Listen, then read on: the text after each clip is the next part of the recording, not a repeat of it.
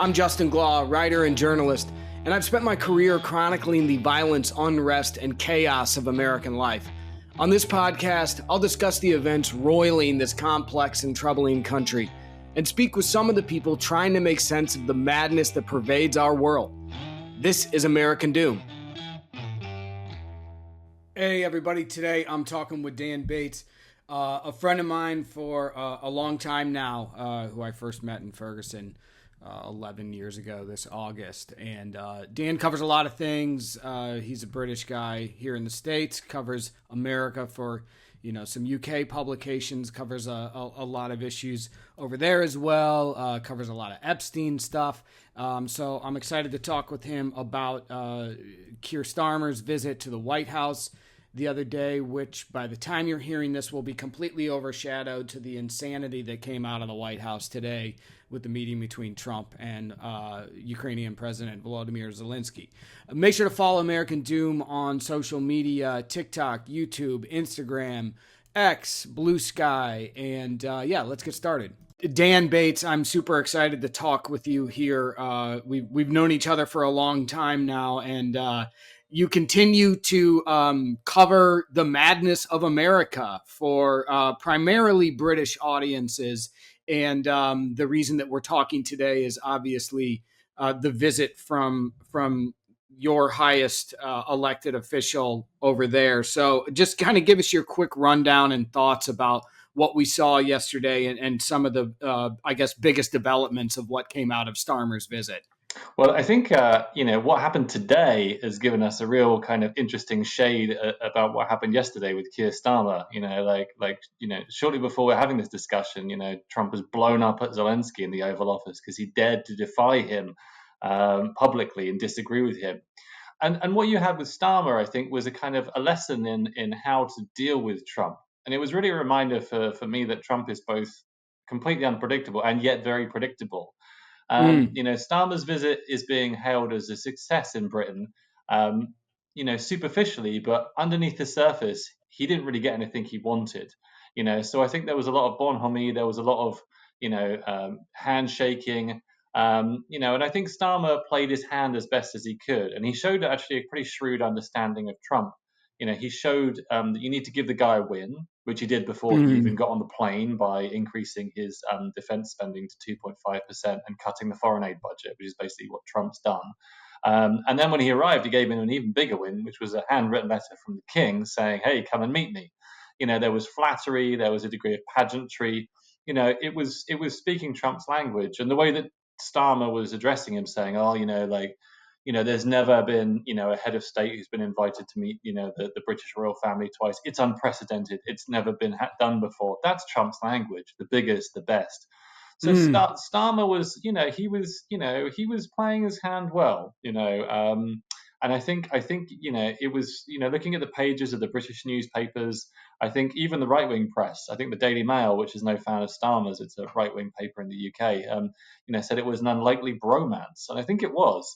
So I think Starmer's he did the best that he could, and I think it broadly went well. But again, when you look under the surface, he didn't really get any progress on the issues that really matter, and that's there was no guarantee of a backup, for European troops from America, NATO membership for the Ukraine off the table, and at one point Trump even suggested, well, we might, British troops are tough. If they're under attack in Ukraine, they can handle themselves. So there's a big difference between the superficial, glad handing and then the real meat of it. And I don't think Starmer got anywhere on that. Right. And that Trump line about, "Oh boy, you Brits are so tough. I'm not really worried about you. You can handle yourselves." But then he was also like, "Oh, we'll also always support our British friends." So it's kind of unclear exactly what the result of that whole discussion was. And I think that's just perfectly Trumpian, right? We just don't even really know. And that's kind of the whole problem here, right? Is usually your allies are your allies, and we unequivocally support the British people no matter what. Well, Trump was kind of like, you guys will be all right, But explain to me, when you say that this was a superficial win for Starmer and he didn't necessarily get some of the things that he wanted, what was the goal here for Starmer and for Britain? What were some of the things that he was looking to get concrete wins on? So I think he got one of the concrete wins he definitely got was regarding the Chagos Islands, which is a British overseas territory. Like Starmer wants to give basically sovereignty of that back to the people who should have had it originally, who the British took it from years ago. And the issue is that there's a sort of American military base there, so that was a point of contention, and it's in a strategically important part of the world. So Trump said that he supports that. So that was actually a small win. A larger win, although less concrete, was Trump's warmth with regard to protecting Britain from tariffs. I think that was something which seems achievable and doable, and I think that's where the warmth and the kind of the personal relationship kind of crosses over into something that's achievable. If Trump likes Starmer, which he seems to, then he's less likely to stiff Britain on when it comes to tariffs and trade things. And obviously, Britain's not in the European Union anymore. So if Trump, decides to go after the EU, then Britain, could dodge some of those tariffs. But I mean, Britain has been heavily invested in the war in Ukraine from the beginning. Boris Johnson was, like very, very gung ho, very, very supportive about it, and Starmer has offered to sort of put British troops on the ground. And I think for the British people, it's just, it harks back to the Second World War, the idea of a kind of, dictator on our doorsteps and stuff. And I think it's an issue where he really, really needed to get a win, but it just didn't happen. So I would say, if you're looking at his scorecard, sort of one definite small win, a sort of second potentially important, progress, but Ukraine, he got nothing. So, is it safe to say that among the British people, like there is more of a sense of fear and uncertainty when it comes to Russian aggression in Ukraine than perhaps we have over here? I mean, if you're a right wing American or somebody who identifies as conservative or Republican, you're overwhelmingly likely to be like, who cares what happens in Ukraine? Russia should be able to do whatever it wants. I don't care. That's over there.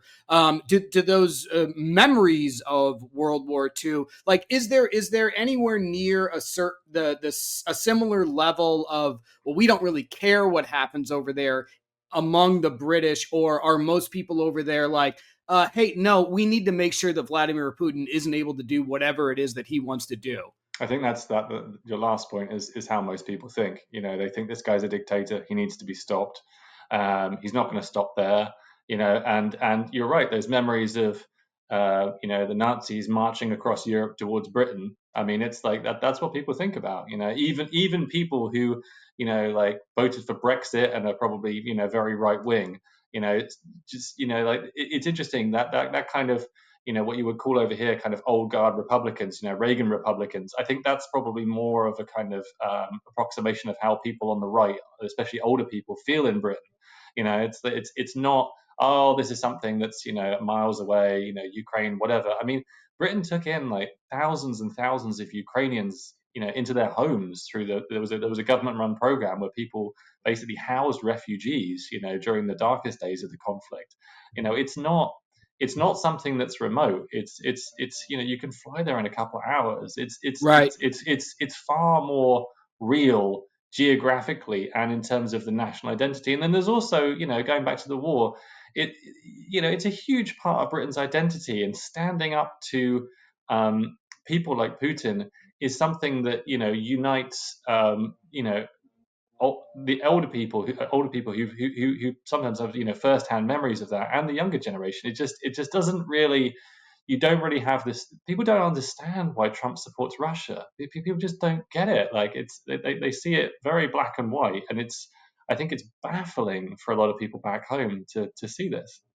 Well, I think it would be baffling for some people over here to see the cross section of British folks who voted for Brexit, right? Like, well, we're British. We don't care about the EU. We don't want to be involved with that. Who then are also like, oh, we need to stand up and help Ukraine, right? Like that seems like sort of some conflicting ideology stuff there, but You're right. You're right. I mean, on the face of it, that doesn't make a lot of sense. But I think you're underestimating how important the war, the Second World War, is to Britain's national identity. I think it's absolutely fundamental. To the sense of the nation, that this was a country which stepped up, stood up, and fought back when the Nazis, invaded. And I think that is, that and the idea of not wanting to kind of be ruled by a remote group of bureaucrats in Brussels. I think they're kind of the same thing. yeah, I can see that. Yeah, Yeah. it's kind of like we don't want to be ruled by we want to do our own thing. There's a kind of pig-headedness. There's a sort of an independence there, which may be familiar to some Americans. And Well, it used to be. It but used to be. yeah, but I think yeah, I mean, on the face of it, yeah, like voting for Brexit, and then but I just don't think people see it that way in the UK. I think people see it like, yeah, sure, we don't want to be in Europe, but that doesn't mean we don't want to be. That doesn't mean we want to be run by Vladimir Putin. Right. We don't want to be run by bureaucrats in Brussels or autocrats like Vladimir Putin, right? And I mean, has Starmer been vocal about, and is there a recognition among the British people that like this guy, if he gets what he wants here, like he's not going to stop here, right? If you give a bad guy an inch, they're going to take it a mile. Like, I mean, is that sort of the general line of thinking? Absolutely. I mean, I think it's if you give a bad guy an inch, he'll take a country. It's Mhm. because we've been there. We've seen this movie. Right. And Yeah. it's like I think it's hard for Americans to understand it when it's happened in your continent.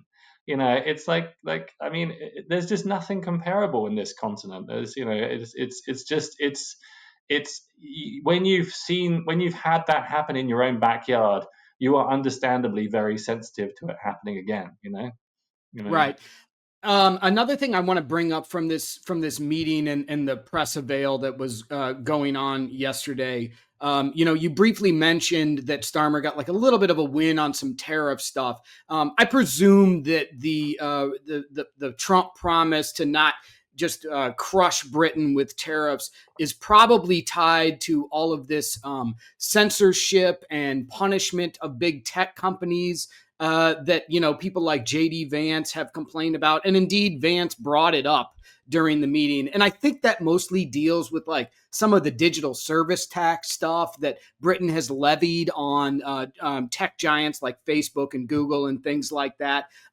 So if you can help us work out whether or not the reduction perhaps in tariffs from Trump on Britain is related to some of Britain's tough policies when it comes to American tech companies, and then Yeah. also help us understand the censorship stuff that Vance is talking about. Well, I, I don't think it's necessarily limited to big tech. I think everything's part of the negotiations with the Trump administration. As we saw with the business with the Tate brothers, Andrew and Tristan Tate in Romania. If the Trump administration wants to lean on a country to get something, then it will.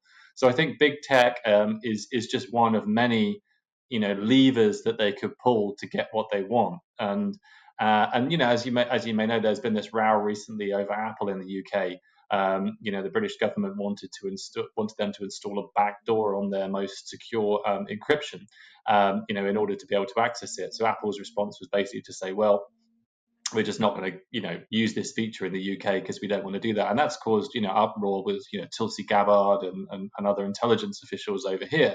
So I think your point is valid, but I think it's just not limited to that. I think it's limited to everything. If there's a prisoner that the US wants, that will become part of the mix to negotiate things. If Britain did want to extradite the Tate brothers who are currently in Florida, what would Starmer give Trump for that? So it's all part of the mix. And your second question about free speech, it's this this whole thing about free speech from the right is just this ridiculous fig leaf to be able to say unpleasant things. It's like, oh, you're stifling free speech. Well, actually, it's stifling speech which is probably pretty unpleasant.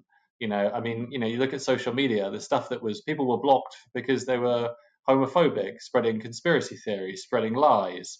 They were blocked because they kept violating policies regarding harassment and things like that. And it's like, it's not really about free speech. It's about being able to say things that aren't actually acceptable. So when Vance talks about free speech being silenced in Europe, you have a collision of cultures where Europe is a country is a continent which has by and large tougher enforcement with regards to technology. It has tougher rules with regard to hate speech, and so when JD Vance lectures Europe and Britain about stifling free speech, it's about basically saying like people should be able to say what they want, especially those on the right. To me it's a fig leaf for being able to say things which in my view have good reason for being curtailed. Right. Yeah, I think that makes sense. Let's touch on some of the other stuff that you pay a lot of attention to and report on, because you do a lot of Epstein reporting. And yesterday was a big day for the Epstein folks, although not really, No. because because here's my quick little thing about it. Like, all of these right-wing influencers that went to the White House yesterday, who are then posing with these binders that have they've got all the goods, right?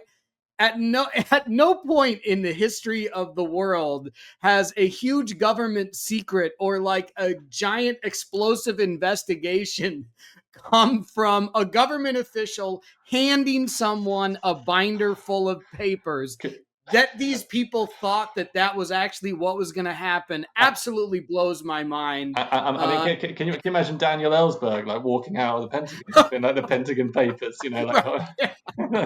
or like Edward Snowden like runs out the NSA files, It's right, yeah, exactly. I mean, the whole thing was just completely. I mean, like it was like an episode of like The Thick of It or something. It was just so. Or Veep. It was like a Veep episode. It was just so. Yeah, sorry for Americans. Yeah, for us, yeah. The Thick of It was the British version, and it's just.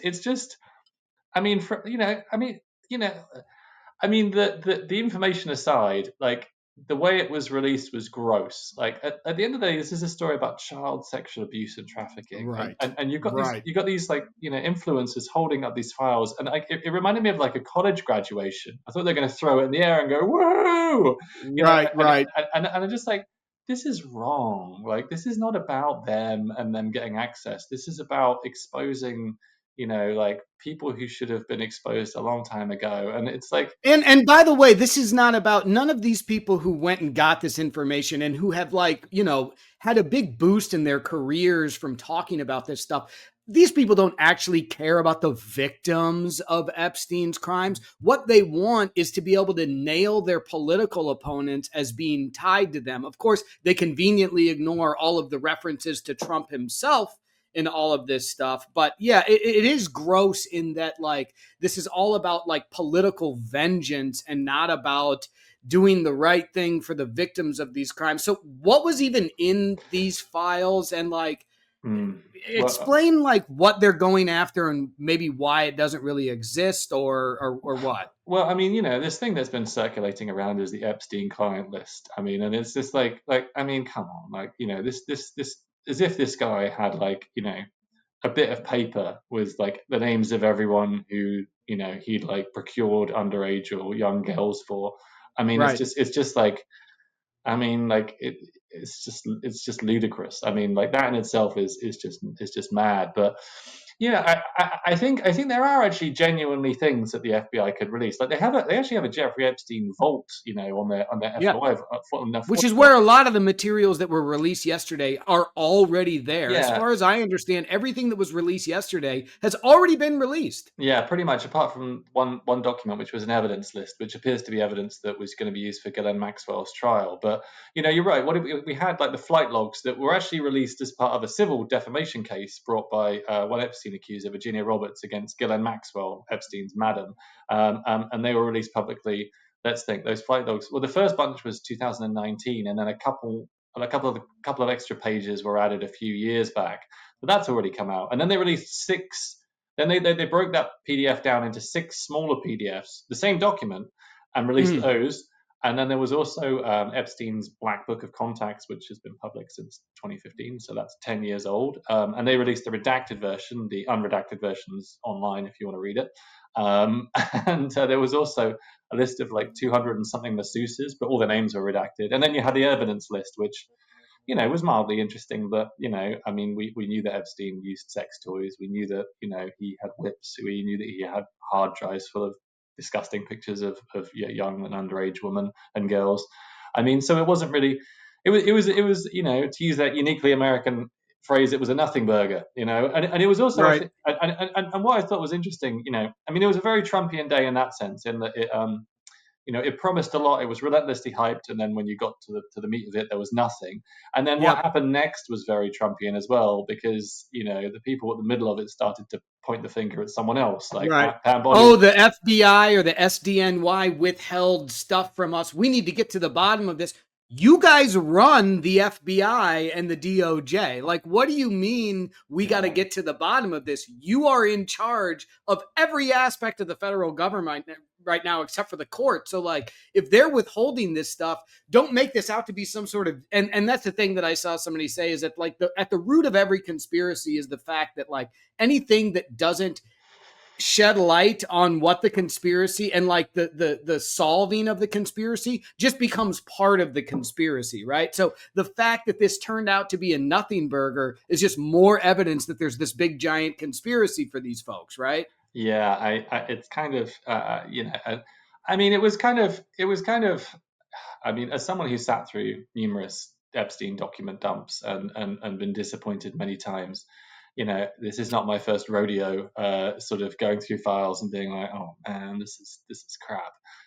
Right. But the difference here is to have it hyped up so much by the top law enforcement official in the country. And I mean, there's there's one suggestion to me that it was done on purpose, basically to kind of put the pressure on the Southern District in New York, which is the U.S. Attorney's Office, which prosecuted the Maxwell and Epstein cases, because there's a lot going on with them right now. They're seen as very independent from the Justice Department, and of course there was that row a few weeks back about the Eric Adams Right. case, which led Right. to a number of prosecutors from the SDNY resigning.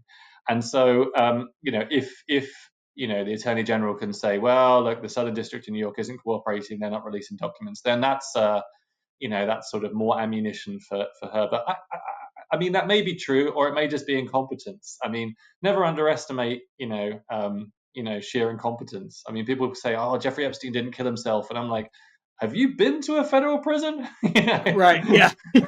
Yeah. And facing what he was facing, like, I don't know. The guy, not to make light of it, but I mean, the guy was like, yeah, probably, not feeling too hot at that point in time. I also love the fact that Pam Bondi, the attorney general, who, by the way, was attorney general of Florida when Epstein was running wild there and never seemed to know about or be concerned about any of his actions while he was under her jurisdiction. I love also that after all of these MAGA influencers poured through this salacious material and said, oh, there's actually nothing here, she was like, oh, well, I'm surprised by that because I didn't really look through it before we released it. What? You held this big event where all these people came to the White House with the cameras flashing and you didn't look through the material that you were releasing. So I just have one more question for you, which is, well, two, I guess. One, why weren't you invited to the White House to get your hands on this hit binder? And if there are future Epstein doc dumps and you're invited, will you go to the White House and grab one of these binders that is going to blow the whole case open, Dan? I wasn't invited. I don't think while I do write for a range of publications, I think I don't really have the loyalty that is required in order to gain that kind of access. But if I was, I mean, I think what I would do is I would just get my scanning app out straight away and just upload it to the internet so everyone could see it. Right. Which is what I would urge anyone else who gets a White House invitation to do. Like Right. scan it, upload it online so everyone can see it at the same time, and don't do a graduation photo because this is not about you. This is about victims of child sexual Right. abuse, and don't don't forget that, really. I mean, it's anyone who's got that kind of access, just don't make it about you, you know. Yeah, no, there was a lot of making it about them and celebrating this big win before they even open. It's just all very leaves a bad taste in my mouth at least. All right, tell us where people can find your work and what you're working on now and what's coming down the pike. What's going down the pike? I have a couple of things going on. One thing I'm looking at, with a interesting story about an elected official, which, if it works out, it will be an interesting one. I have next week. I think I'm going to be maybe doing some work on the Tate brothers. The controversial, sexist, toxic influencers. So maybe doing a bit of work on them now. And alleged child sex trafficker guys too. Yeah, who are accused of pretty shocking offences along those lines in Romania, which they deny. So stuff like that. So just kind of chasing the news, like doing investigations, features. My website is danielgbates.com. Same, and Daniel G Bates is my handle on X, but I don't really post that much. So if you see me, say hi. That's probably the best way to stay in touch. If you physically see me somewhere in New York, say hi. Yeah, just come and shake my hand, be like, hello. That's my preferred method of interacting with the public. Perfect. Sounds good. Yeah. Sounds good. I'll do it sometime soon. All right. Thanks a lot, Dan. We'll talk again soon. Cool. Thank you. Thank you for listening to American Doom. This podcast is just a part of my work as a writer and journalist. To keep up, or at least to try to, because chaos and speed are the two primary drivers of my work, you can subscribe to my newsletter on Substack. Just search for American Doom there, and you'll find the investigations and stories that I cover. Coming up on my newsletter are more dives into election deniers working as local election officials across the country. This is work I've been doing mostly by myself for the last 4 years, and it's not possible without your support. American Doom is the only place that you'll find reporting on local election denier officials. So if you support this effort to protect against threats to democracy, please subscribe to my newsletter, American Doom, on Substack. Thank you.